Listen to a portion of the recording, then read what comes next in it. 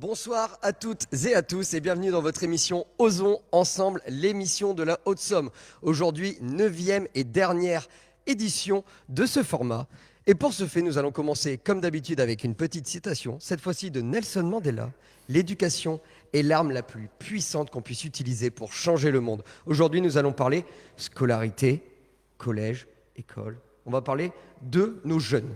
Pour ce fait, je suis accompagné aujourd'hui de Catherine Barbier. Bonjour Catherine. Bonjour tout le monde.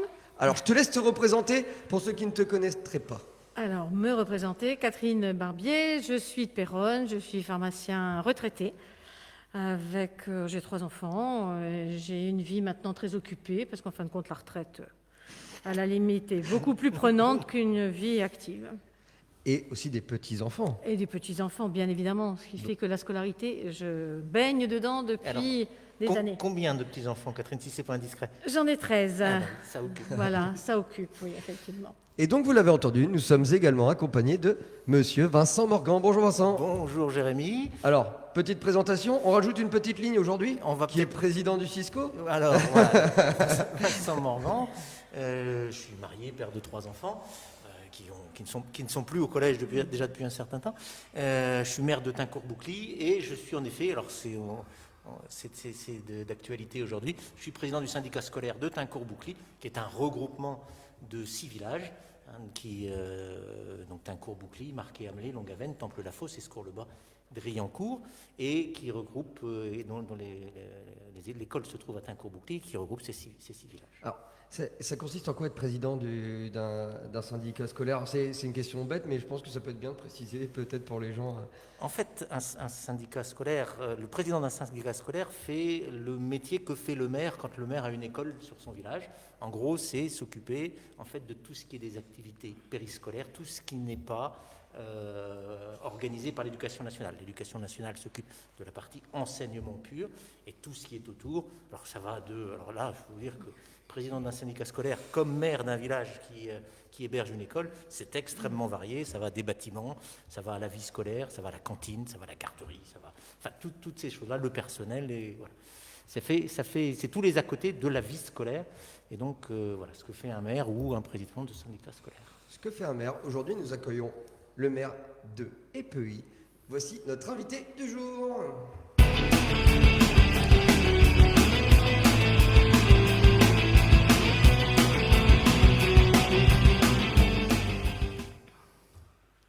Bonjour Monsieur Jean-Michel Martin, enchanté. Bonjour. Alors je vous laisse vous présenter en quelques mots. Donc ça va être très simple, Jean-Michel Martin, donc maire d'Épehy, donc maire depuis 19 ans. Donc ça sera intéressant parce qu'on va en parler un petit peu pour l'antériorité entre guillemets. Et soucieux, si on peut dire, de la fermeture de l'école, puisqu'on parle d'enseignement, et surtout de ne pas avoir les mêmes droits pour mes enfants, je veux dire, ou les enfants de mon école. Quoi. Voilà. Alors, le conseil départemental n'a pas de rôle. Non. Il n'intervient pas. Il n'intervient pas du tout. Il n'intervient pas vraiment dans le fonctionnement des écoles, c'est clair. C'est dans les collèges, mais ça, je pense qu'on en parlera dans la deuxième partie de l'émission. Mais en fait, c'est une grande préoccupation des habitants de notre canton. Et c'est pour ça qu'on voulait en parler. Et c'est pour ça qu'on voulait en parler à Épehy.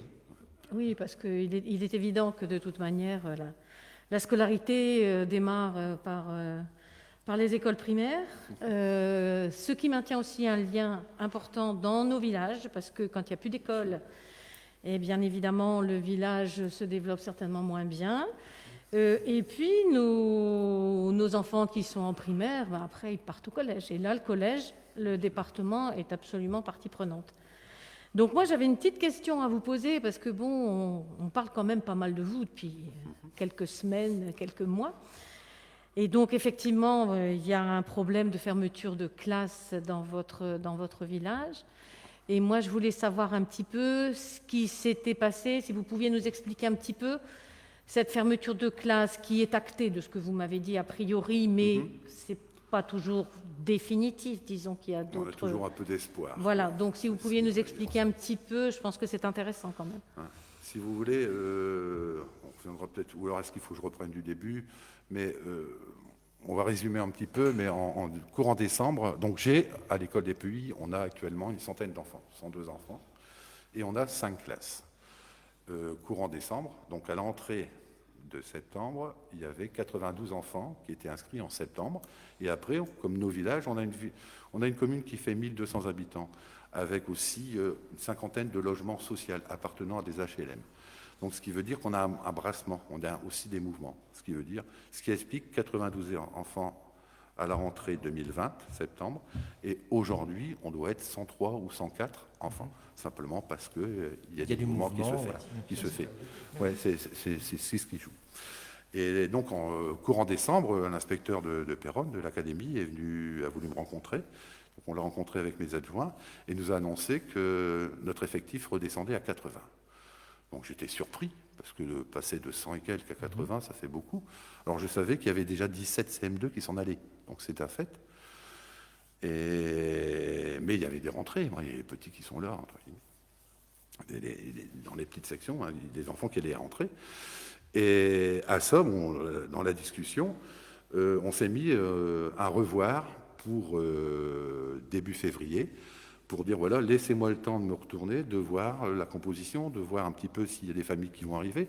C'est pareil, il y a eu pas mal de décès, malheureusement, dans notre commune, enfin, comme tout à chacun, mais encore une fois, on est un peu une commune à 1200 habitants, donc c'est automatiquement, il y a facilement 7-8 maisons qui vont se vendre dans une année. Hein, et donc, il y a aussi donc, des logements disponibles, des maisons qui vont se vendre, qui sont vendues, et avec des arrivées d'enfants. Pour vous donner un autre exemple, donc on était arrivé donc en février, la directrice d'école a envoyé la projection avec 94 enfants. Donc moi, dans mon esprit, 94 enfants avec la possibilité toujours, puisque c'était jusqu'à la rentrée, d'avoir une évolution positive, c'est de dire, bon, on a plus qu'à la rentrée de septembre 2020, donc par rapport à nos 92, on a 94, 95, ça se tient. Donc on a envoyé ça, et puis dans mon esprit, tranquille. Par contre, j'ai appris par le média, notre courrier Picard, entre guillemets, par le courrier, et c'est ce qui m'a profondément un peu choqué. Ben, il n'y a pas que ça, mais bon. Comme quoi, il y avait la fermeture de classe des PEI. C'est-à-dire que moi, en tant que maire, je l'ai appris par le courrier Picard. Ah oui, vous n'avez pas eu d'information, aucune information. Donc j'ai envoyé différents courriers. Vous pouvez voir que ça a bougé un petit peu dans le village. Mais bon, moi, en tant que maire, j'ai envoyé les courriers donc, à l'académie, à Péronne comme à Amiens, en me demandant le pourquoi du comment.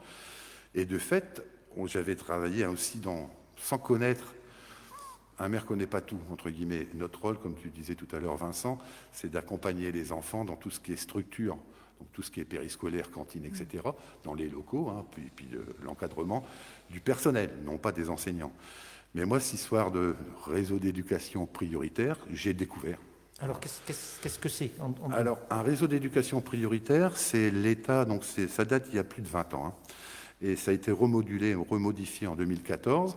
C'est l'État a déterminé des zones où il y a, nos enfants ont plus de difficultés. Et les critères sont principalement les ressources, c'est-à-dire les revenus mensuels des habitants, revenus moyens des habitants qui déterminent ça, le taux de chômage, et un autre critère, mais que j'ai pas possible d'avoir les documents, encore on les a demandés à l'éducation nationale, mais à ce jour, je les ai toujours pas eus, c'est le nombre de redoublants.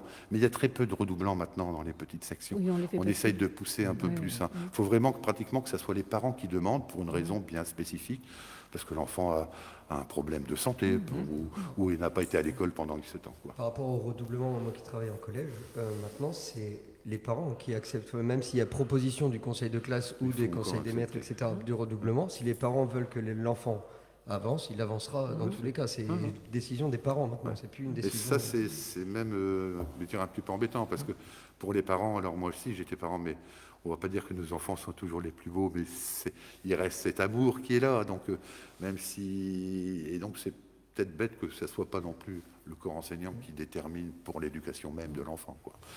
Alors, notre réseau d'éducation prioritaire. Alors, notre réseau d'éducation prioritaire. On y est ou on n'y est pas? Alors, on n'y est pas. C'est simple. Donc, moi, j'ai appris le collège de... Alors, ça dépend des collèges. Donc sur Péronne, une grande partie, alors le collège est repris en réseau d'éducation prioritaire, ce qui a déterminé aussi les écoles qui sont en réseau d'éducation prioritaire. Donc là, on parle du collège de Péronne. De Péronne. Le collège de Péronne, il y a 3 écoles à Péronne. Encore une fois, sur les propos que je suis en train de parler, ce n'est pas contre Péronne, c'est pas contre, imaginons Moilin, qui est aussi en REP, c'est simplement pourquoi, c'est tant mieux pour eux, mais pourquoi pas nous, quoi. C'est ça. Oui, hein, en fait, c'est votre, pas- votre je n'enlève pas. interrogation, elle est là. C'est-à-dire que C'est pas d'enlever comment se à fait-il nos que amis, hein, non, sur non. Péronne ce soit passé en REP, donc avec des aides de l'État, si je comprends bien, en fait. Des aides de l'État. Alors, le REP, surtout, ce qui est important, c'est l'éducation pure, hein, je veux dire, pour les enseignants, pour nos enfants, ils ont dédoublé. C'est-à-dire que dans une classe de CP, là, actuellement, la loi dit c'est 24. Dans une classe de CP en réseau d'éducation prioritaire, c'est maximum 12. D'accord. Oui, donc effectivement, on Donc, voit bien la CP, différence. Ouais. CE1, et cette année, monsieur Macron, notre président, a décidé de aussi dédoubler en REP toutes les classes de grande section.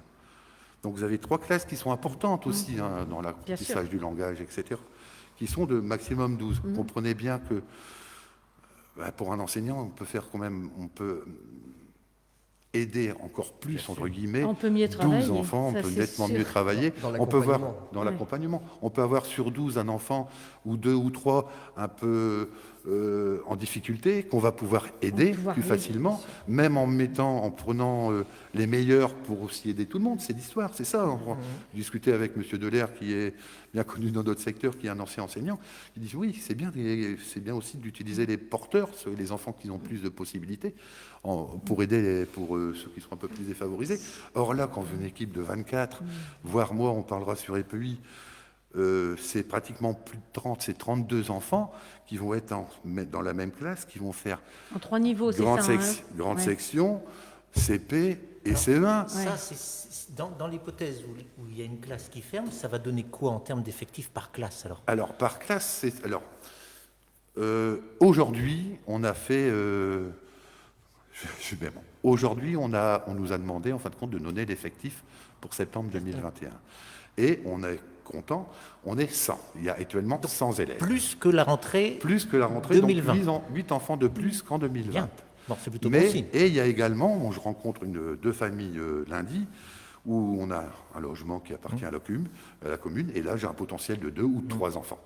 Alors je ne dis pas que c'est le critère qui est important, mais vous savez bien, s'il y a 2 enfants ou à 3 enfants, sûr. je vais prendre une famille avec des enfants plutôt qu'une famille qui n'a pas d'enfants, Bien sûr. simplement pour garder, si possible, notre... Donc on va être nettement... Donc c'est bon alors, ça veut dire que...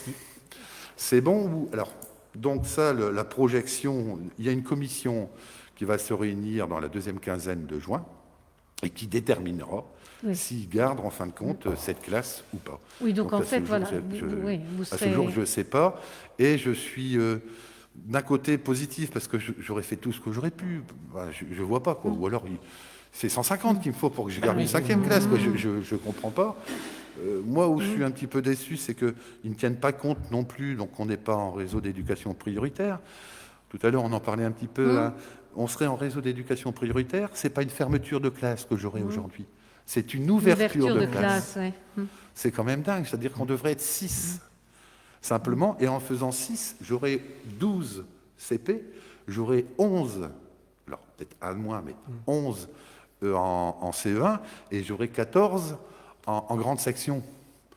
C'est bien pour pouvoir travailler. C'est beaucoup Or là, on plus va facile. tout cumuler à être plus de 30, c'est pas sérieux. Non, quoi. c'est Sinon, difficile. pas sérieux. C'est vrai que c'est difficile. Au niveau de nos enfants, c'est vrai que c'est difficile Et de même pour les travailler. professeurs, quand on a des Oui. classes qui sont nombreuses, c'est beaucoup plus difficile déjà à gérer quand ils sont tous dans le même niveau. Bien sûr. Parce que, c'est pas faire de la police, mais il y a toujours un petit peu de discipline à faire pour avoir quand même une ambiance de travail.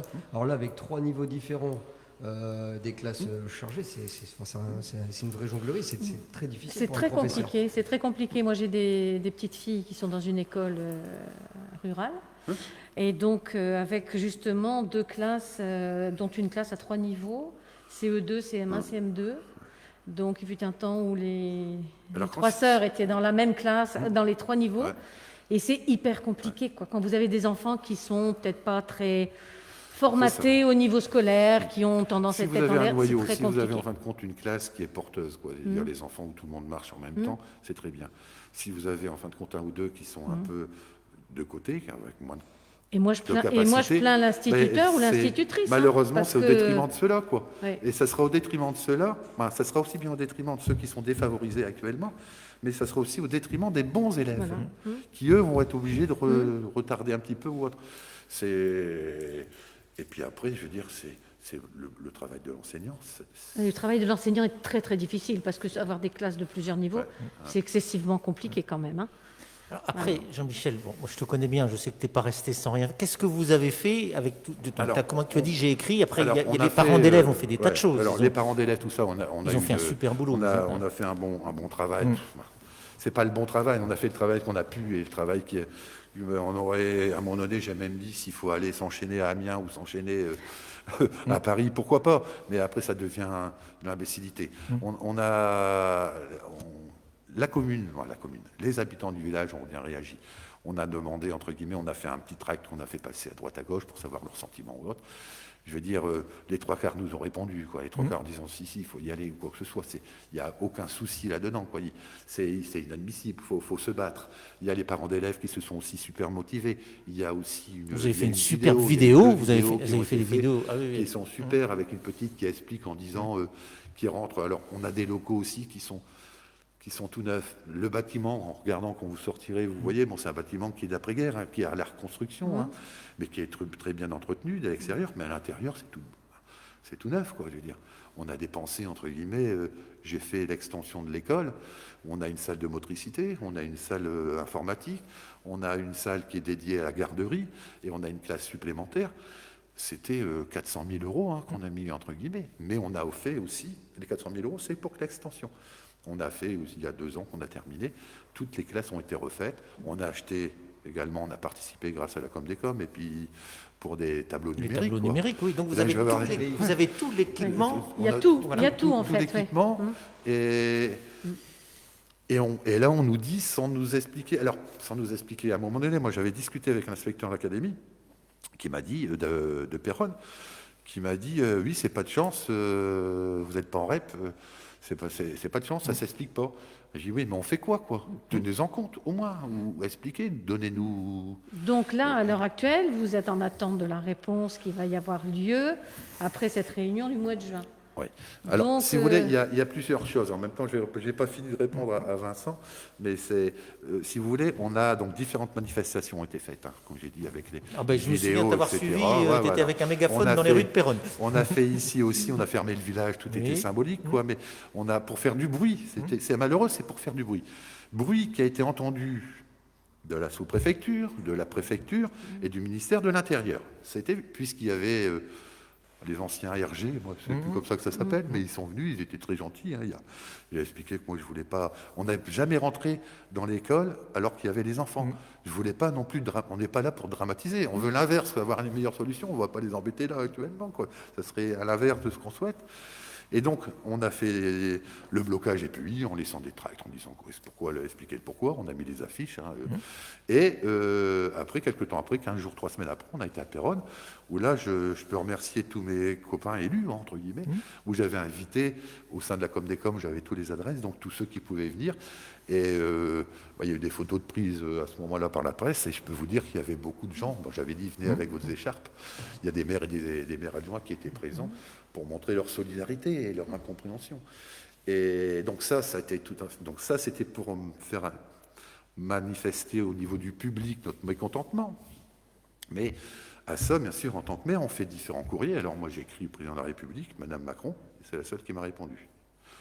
Mais bon, c'est déjà ça. C'est déjà ça. J'ai envoyé 3 lettres, entre guillemets, parce qu'il y a eu des phases, mais 3 lettres au ministre de M. Blanquer. J'attends encore une réponse. 2 lettres au secrétaire d'État chargé d'éducation prioritaire. J'attends encore une réponse. Monsieur l'inspecteur d'académie, que j'ai envoyé 3 courriers ou des mails, peu importe. Il y a eu 2 réponses de sa part qui étaient non pas des réponses à mes questions, à mon courrier que j'avais envoyé. La première, c'était une lettre que j'ai reçue, que j'avais déjà envoyé un courrier en me disant, tiens, il me répond.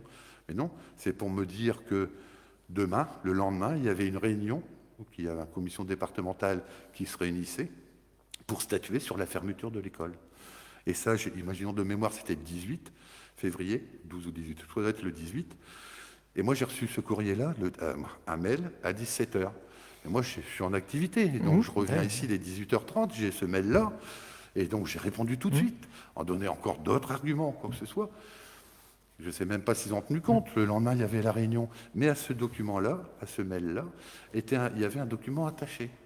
Et ce document attaché datait d'il y a 10 jours, donc 10 jours avant, indiquant qu'on allait me fermer une classe. Et ça, ce courrier-là, je ne l'ai jamais eu. Je l'ai eu par un mail, entre guillemets, 8 jours après ou 10 jours après. Après, donc c'est tout. On a continué la procédure. J'ai envoyé un courrier un peu plus explicite en expliquant, voilà, je voudrais connaître la composition du conseil départemental.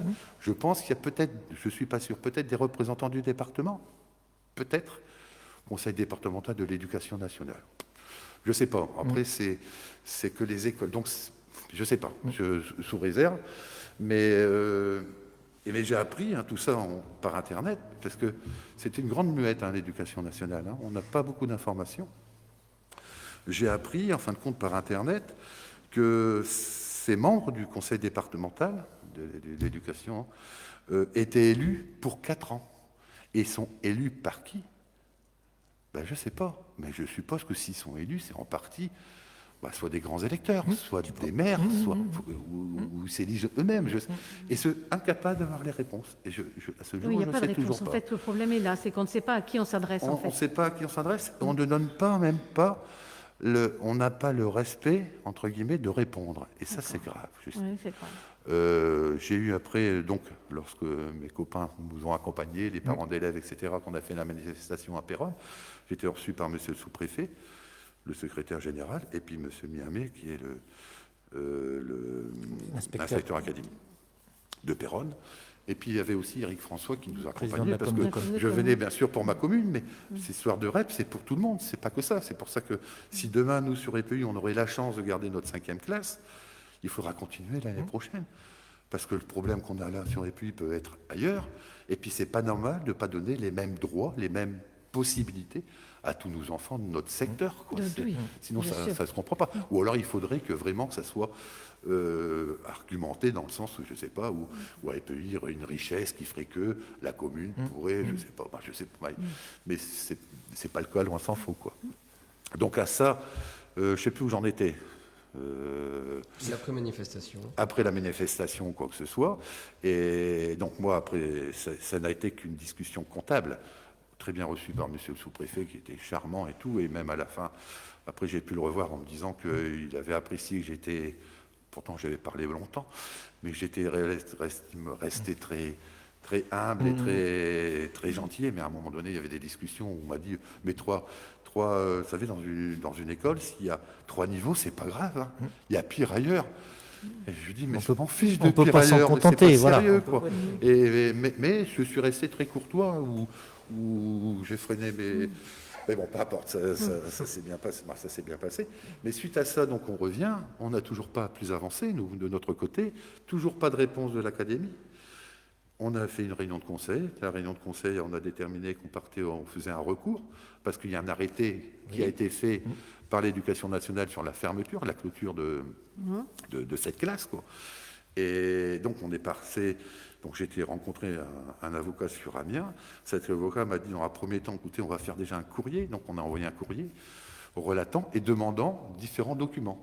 La commission départementale, de quoi elle est composée, comment, sur quelle base les élus qu'on compose ont décidé de fermer la classe des PUI par rapport à d'autres ou quoi que ce soit. Parce que quand on regarde, il y a eu beaucoup aussi il y a eu d'autres classes qui ont été fermées ou susceptibles d'être fermées. Et puis d'un seul coup, ça n'a pas été fermé. Donc on ne sait pas trop. Mais c'est pour ça que je dis la grande muette, c'est que c'est assez opaque quand même. C'est très opaque, quoi. C'est très opaque. Alors après, on peut toujours dénigrer ce qu'on veut, mais c'est loin d'être très clair, quoi. Au moins, il ne faut rien, et en plus, ils ne répondent pas à leurs questions. Donc, toujours est-il que l'avocat a envoyé les mêmes documents que j'avais pu faire, un même dossier, en demandant tel élément, par un avocat. Enfin, vous direz, j'étais choqué que l'avocat n'a pas eu de réponse. Mais moi, en tant que maire, je n'ai pas eu de réponse. J'aurais pu être choqué aussi, mais bon. Et suite à ça, le temps passe. J'avais un délai pour faire un recours au tribunal administratif. Le délai arrive en presse. J'ai vu l'avocat en disant, il m'a dit que c'est date, quoi. Et donc, à ce jour, je n'ai pas... Donc là, vous êtes en recours au tribunal administratif. Alors, on est un recours. Le recours a été demandé au niveau du tribunal administratif. Et après, à ce jour, j'ai rien de plus, quoi. Alors, moi, je suis optimiste de nature. Est-ce qu'on a une petite lueur d'espoir, Jean-Michel? En restant le plus objectif et le plus... La lueur d'espoir, c'est qu'on arrive à... on sera, en fin de compte, là, on a fait une déclaration donc, la semaine dernière, vendredi, où il y avait 100 élèves. Mais c'est acté, quoi. C'est 100 élèves avec les parents qui se sont engagés, le nom, prénom. C'est vraiment, c'est pas du, voilà, ils vont peut-être venir ou quoi que ce soit. C'est pas du prévisionnel, mais en sachant qu'à l'intérieur, bien sûr, il y a toujours quelque chose qui peut se passer. Un couple qui se déchire pendant les vacances, et puis la maman, elle part avec les enfants et on perd l'enfant, ça. Mais ça serait, j'espère. Non, mais c'est la vie de toutes les écoles, ça. Voilà.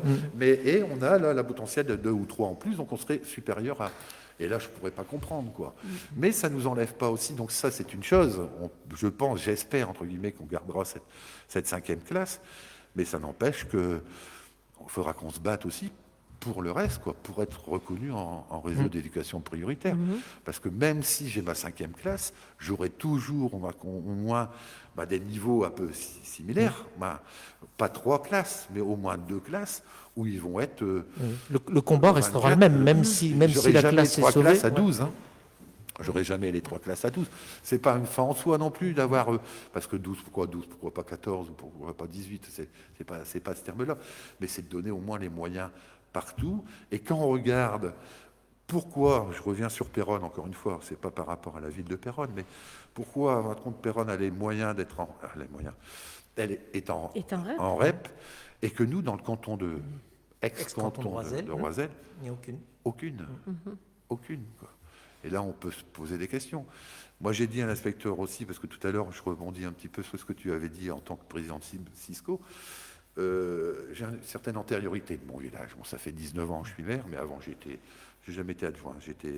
J'étais conseiller. Je dois être conseiller depuis l'âge de 20 ans, j'en ai 61. Donc, vous voyez à peu près pas de 20 ans, mais j'avais peut-être 24, 25 ans. Mais bon, donc ça fait quelques années, je connais bien mon secteur. J'ai suivi, je ne sais pas si vous avez connu M. Basquin, qui était vétérinaire. Donc, tout se passait bien.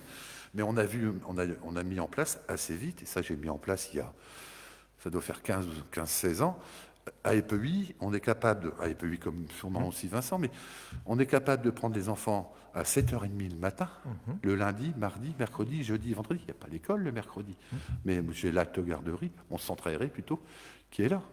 Et le samedi matin, on est réouvert, entre guillemets, pour... Alors, après, il y avait cette histoire de Covid, mais sinon, en période habituelle, le samedi matin, on est là pour en renfort, pour en fin de compte, soit les aides, pour apprendre l'allemand, l'anglais, du chant, ou quoi que ce soit. Il y a toujours une petite manifestation.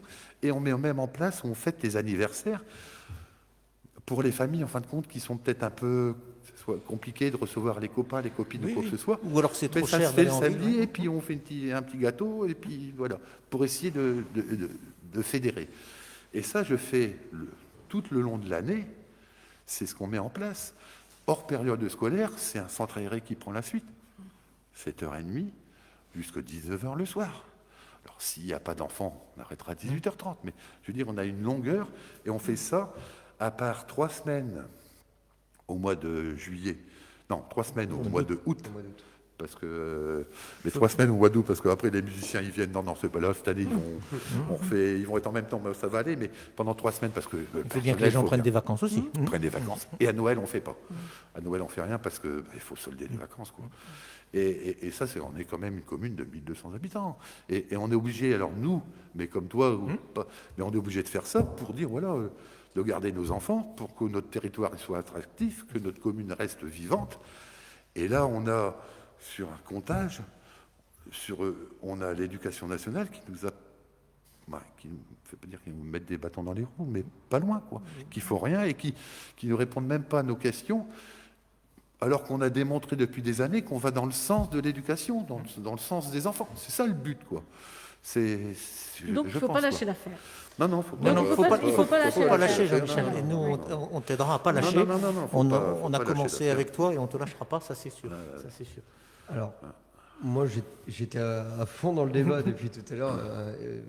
j'ai bu toutes ces paroles. Malheureusement, il faut quand même qu'on avance dans Bien l'émission. sûr, parce que Alors, oui. je le redis, on l'a dit, le conseil départemental ne peut rien faire, mais on peut afficher notre soutien. C'est important de le redire aussi, mais voilà.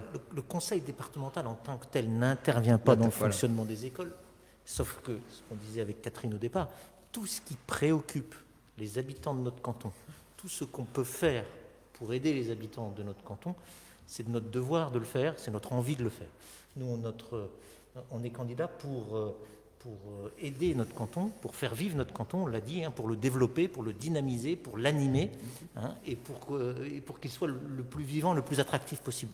Alors en effet, l'école c'est du ressort des communes, l'enseignement c'est du ressort de l'éducation nationale, mais zut, si nous sommes élus au conseil départemental, notre boulot, notre fonction, notre mission, ce sera bien de défendre la vie des habitants de notre canton, et la vie scolaire en fait partie. Et donc on sera toujours aux côtés de Jean-Michel, du maire des Pays, des parents d'élèves des Pays, parce que leur combat, c'est un juste combat. Mais je trouvais ça important quand même de Tout le à fait. repréciser quand même, parce Tout à qu'on fait. on ne sait jamais. On va parler maintenant des collèges. Alors, Jean-Michel, oui. alors déjà, je te remercie de ta super intervention. C'était hyper clair. Moi, j'ai appris plein de choses, alors que je travaille pour l'éducation nationale en tant que professeur, et j'ai appris plein de choses. C'est vrai qu'on ne se rend pas compte de tout ce qu'il y a derrière, en plus, pour faire avancer cette machine qu'est l'éducation nationale. Donc, merci beaucoup. Tu peux rester avec nous, si tu veux, sur la discussion qu'on peut avoir avec les collèges. Alors, nous n'avons pas d'invités sur les collèges. Pourquoi? Il y avait tellement de points sur lesquels on voulait... Alors on va essayer de les... Du coup, les clarifier, de les c'est ça. catégoriser. L'émission, on s'est dit, on reste dynamique, on fait des émissions d'1 heure et choisir un invité. Bon, c'était un petit peu. Alors, on a décidé de plutôt parler de ce que Ozon va faire pour les collèges. Tout à fait. Alors, juste avant qu'on y passe, je voudrais simplement, alors à titre personnel, remercier Jean-Michel, parce que d'abord de nous accueillir ici à la mairie des Pays. C'est normal. Parce que je trouve que c'est sympa de nous accueillir. Et puis il y a deux choses quand même je réagis un petit peu à chaud à ce que dit Jean-Michel. Il y a deux choses il y en a une qui me conforte, j'allais dire qui me fait plaisir, c'est l'énergie. Le combat que vous menez, que toi tu mènes, Jean-Michel, avec ton conseil municipal, avec les habitants des Pays, avec les parents d'élèves, je pense que vous êtes un super exemple de gens qui ne se laissent pas faire et qui ont envie de faire bouger les choses. Ça, c'est super important. Ça, je trouve que c'est plutôt réconfortant et franchement, du fond du cœur, j'espère que vous allez y arriver. Moi, je suis optimiste, je pense que vous y arrivez parce que les arguments que tu avances aujourd'hui, que je pense que tu as avancé aux différents interlocuteurs, ils sont objectifs, ils sont clairs, ils ne sont pas affectifs, ils sont purement factuels. Et moi, je pense que vous allez gagner. Et je pense que vous avez raison. Il y a une deuxième chose que je voudrais quand même dire, et parce que ça me pique un petit peu en tant qu'élu, et je trouve un peu révoltant, c'est plusieurs fois, Jean-Michel l'a dit, j'ai pas de réponse. On ne m'a pas répondu. C'est une grande muette. La commission départementale de l'éducation nationale, on ne sait pas qu'est-ce que c'est, tout ça. Je trouve que... Et à un moment, tu m'as dit, la seule qui m'a répondu, c'est Madame Macron. C'est très bien, sauf que mais c'est pas son boulot. Au moins, il y en a une qui va répondre. Mais au moins, elle a répondu. Je trouve quand même que Jean-Michel est élu local depuis un certain temps. Je comprends tout à fait sa frustration en tant qu'élu, qu'on n'ait pas de réponse, même une réponse qui soit négative ou avec une explication et pas de réponse du tout, je pense que c'est quand même un peu de mépris vis-à-vis des élus locaux et de la population, parce qu'un élu local, en fait, c'est quand même bien représentant du peuple. Et ça, je pense que c'est un petit peu embêtant. Enfin, c'est un peu embêtant. Ça me chatouille, ça me révolte un peu quand même. Mais voilà ce que je voulais dire. Vous, en tant que maire, en plus, vous êtes vraiment les élus les plus proches de nous. C'est que, en tant qu'habitant, la première personne qu'on va voir, c'est Monsieur le maire. Et c'est le lien le plus proche qu'on a avec l'État. Et enfin, l'État s'est bien souvenu des maires au moment des Gilets jaunes. L'État s'est bien souvenu des maires au moment de la pandémie et du Covid. Ça serait bien que tous les services de l'État se souviennent aussi en des tant que maire, maires. on est aussi, on a deux casquettes. On est au niveau des chefs au niveau du conseil municipal, quoi. Mais on est également représentant de l'État. Et c'est en tant que représentant de l'État. Moi, quand j'ai fait un peu, alors ce qu'on a fait dans la commune, un peu qu'on a parlé de nous dans les médias, j'ai été voir, la première chose que j'ai appelé, c'est Monsieur le sous-préfet pour m'excuser, parce que j'estime que j'étais sorti de mon rôle de représentant de l'État, puisque j'attaquais ouvertement une décision de l'État. une décision d'État, du Oui, représentant de ouais. l'État qui est sur l'éducation nationale, quoi. Mais Et il a apprécié hein, ma démarche, quoi. Et je le faisais à contre-cœur, quoi. Moi, je me rappelle où il y avait plein de monde, là, c'était sympa à Péronne, mais je ne me sentais pas bien parce que c'est pas mon rôle, c'est pas mon rôle en oui. tant que maire d'être là pour réclamer. Et puis c'est pas ton style, Jean-Michel, c'est pas ton genre. C'est inadmissible, Ouais. tout ça parce qu'on ne me répond pas, tout ça parce qu'on ne me reçoit pas, quoi. J'ai appelé 2 fois au téléphone, on m'a dit, bon, on vous rappellera. On m'a jamais rappelé, quoi. Par contre, lorsqu'on a un souci, entre guillemets, Covid ou pas Covid ou quoi que ce soit, là, même à 3 heures du matin, on est capable de me trouver, hein, mais bon, peu importe, là, je dévie, puis je vous laisse continuer. Merci Jean-Michel, et surtout tiens bon, on va y arriver. Alors, on parlait de la Des collèges. réussite éducative dans les écoles primaires. C'est ce qui, après, quand ça arrive dans les collèges, le lien du fait qu'on se tente bien dans les écoles, il est direct avec les établissements collèges. Alors là, on arrive directement dans une des missions principales du conseil départemental, hein, qui est le collège et son fonctionnement. Alors qu'on soit clair. Alors oui, alors ça c'est une question que moi je me pose en tant que non-candidat, en tant que personne lambda qui va voter. Le département gère quoi dans un collège? Alors, toute la partie enseignement pur, hein, tout ce qui est des programmes d'enseignement, tout ce qui est lié aux enseignants, l'emploi des enseignants, ne dépend pas du conseil départemental. On soit clair, toute la partie enseignement dépend de l'éducation et du ministère de l'éducation nationale de la Grande Muette. Donc, ça clairement, ce n'est pas dans les prérogatives du conseil départemental. En revanche, tout ce qui est autour de ça rentre dans les compétences du conseil départemental. Quand je dis autour de ça, c'est la création, si jamais il y a une création d'un collège, la maintenance, la rénovation, tout ce qui est des bâtiments de l'immobilier, c'est du ressort du conseil départemental et c'est le conseil départemental qui gère tout ça. Il y a tout ce qui est la vie scolaire et périscolaire, c'est-à-dire la vie socio-culturelle autour. Il y a certains collèges qui ont des foyers, la cantine scolaire, tout ce qui est autour, qui n'est pas de l'enseignement et qui engage aussi du personnel et des installations. Ça, c'est bien du ressort du conseil Alors, départemental. c'est un petit peu comme le même rôle que le président du Cisco. C'est un petit peu la même chose, en effet. La partie enseignement dépend bien de l'éducation nationale. Tout ce qui est la vie autour, hein, et les installations, eh ben, ça dépend du conseil départemental, un petit peu à l'instar des écoles qui dépendent des mairies ou d'un syndicat scolaire si ça a été regroupé. Eh ben, c'est la même chose avec les collèges. D'accord. Par contre, pas les équipements sportifs. Les équipements sportifs sont du ressort de la communauté de communes. Voilà. Hein, le gymnase donc de Roiselle, le plateau sportif, D'accord. les gymnases de la ville de Péronne, par exemple, dépendent de la communauté de communes. D'accord. Ok. Et une petite question, par exemple, le gymnase qu'il y a au collège Béranger, C'est la communauté de communes. c'est la com de com, alors qu'il est dans l'établissement. Oui, D'accord. mais ok. c'est Oh, super, la d'accord. communauté de communes. Voilà. Et donc, le gardien, les gardiens des gymnases de Péronne se dépendent de la Roiselle, communauté. c'est pareil, puisqu'ils sont dans le même ensemble. Ouais, Le gymnase de Roiselle et le plateau sportif qui est derrière, c'est en effet la com de com qui est chargée D'accord. Donc, de l'entretien, de la maintenance, en du gros, il y a gardiennage.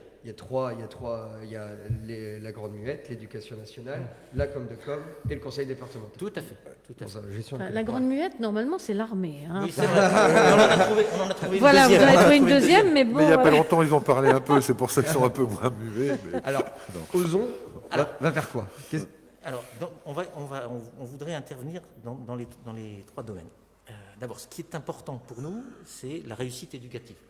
Le conseil départemental ne va pas faire d'enseignement, je le répète, mais doit mettre les enfants, les collégiens et les personnels qui s'en occupent dans de bonnes conditions pour que les enfants puissent réussir.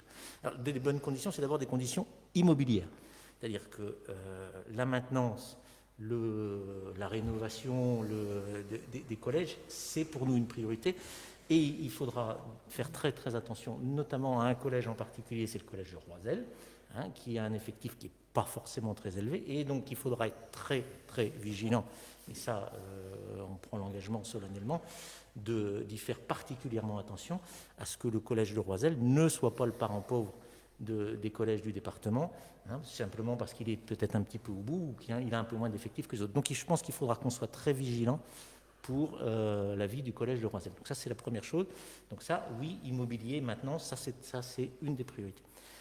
Deuxième priorité, tout ce qui est la vie scolaire dans les collèges. En gros, tout ce qui est la vie socio-culturelle qui va entourer. Alors, je ne sais pas toi que je vais. Alors moi, après, je suis convaincu déjà. Je vais apprendre ça, Jérémy, parce que tu es prof de collège. Il y a en effet la vie dans l'enseignement, la vie purement scolaire, purement collégienne. Mais à côté de ça, on pense qu'il est extrêmement important que les collégiens aient une vie socio-culturelle importante. Alors, il y a deux choses qui le renforcent. Il y a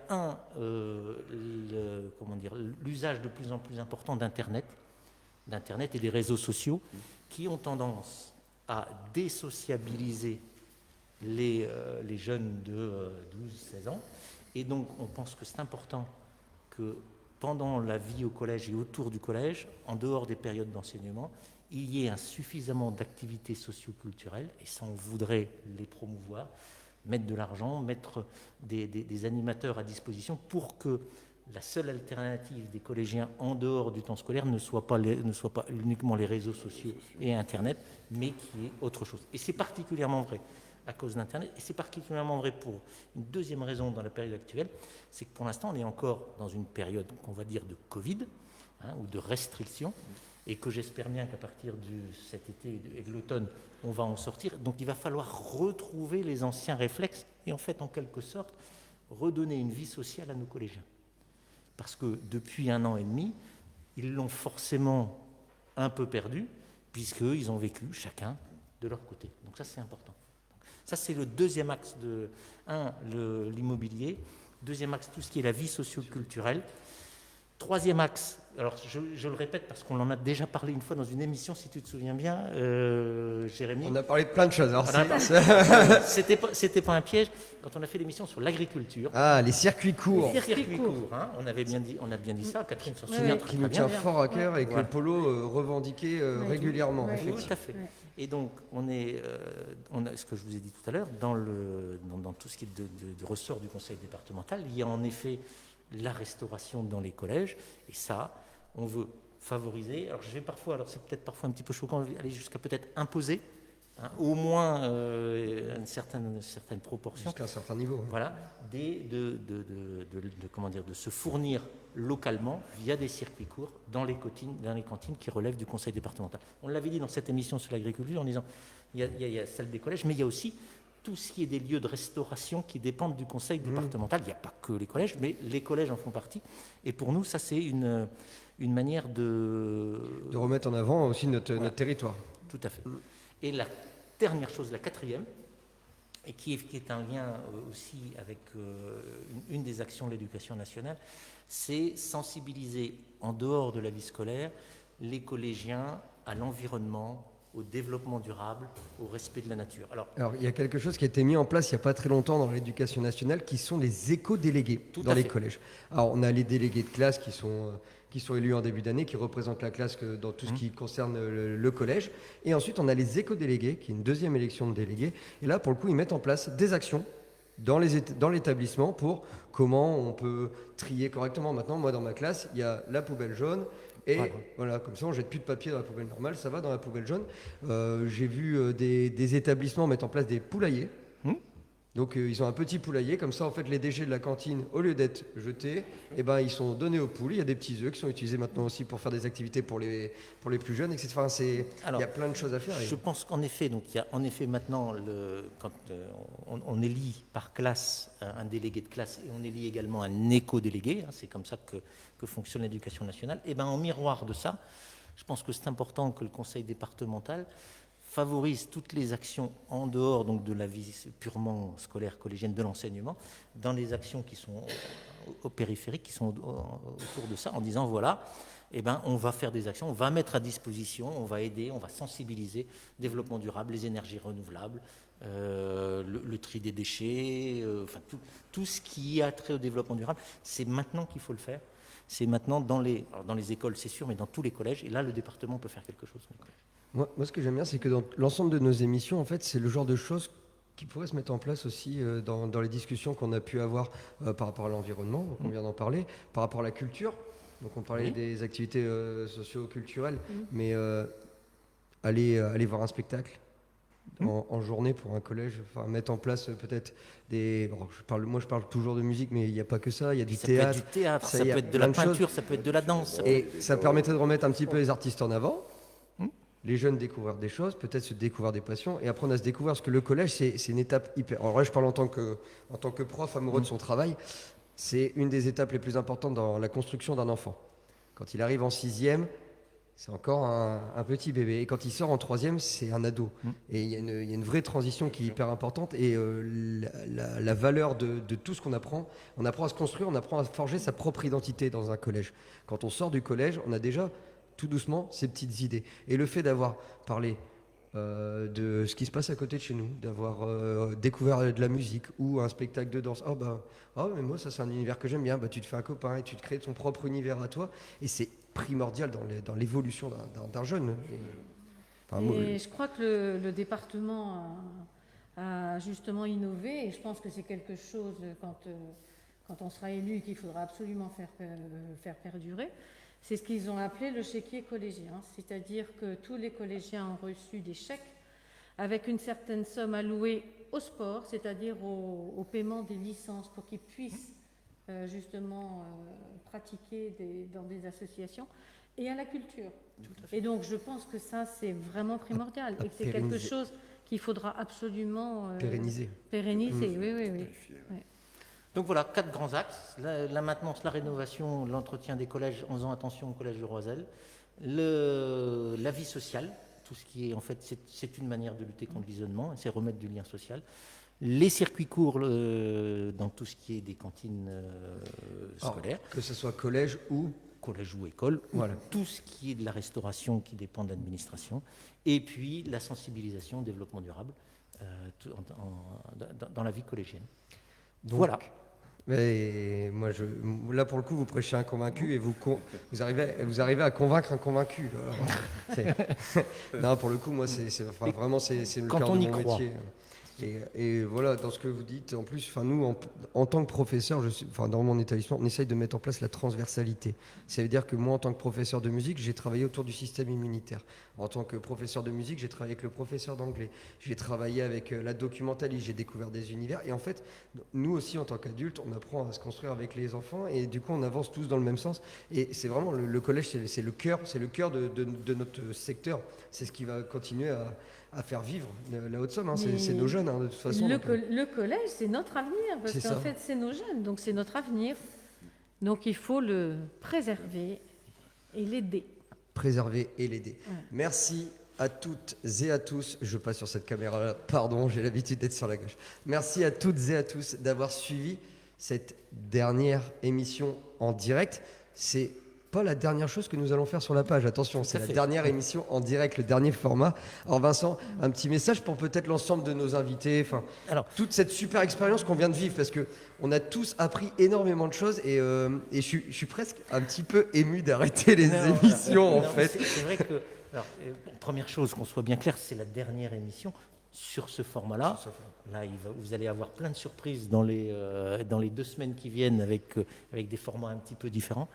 Ce qu'on voudrait dire avec Catherine, avec Annick et avec Polo, puisqu'on est tous les 4, on est une équipe, et en fait, on a pris énormément de plaisir à faire ces émissions. Alors, on a eu quand même beaucoup d'appréhension au départ. On a eu beaucoup d'appréhension au départ, mais on a eu beaucoup de plaisir à le faire. Et au nom de nous 4, je voudrais remercier d'abord tous les invités, parce que tous nos invités ont vraiment bien joué le jeu. Ils nous ont tous appris quelque chose. Ils nous ont tous appris des choses différentes.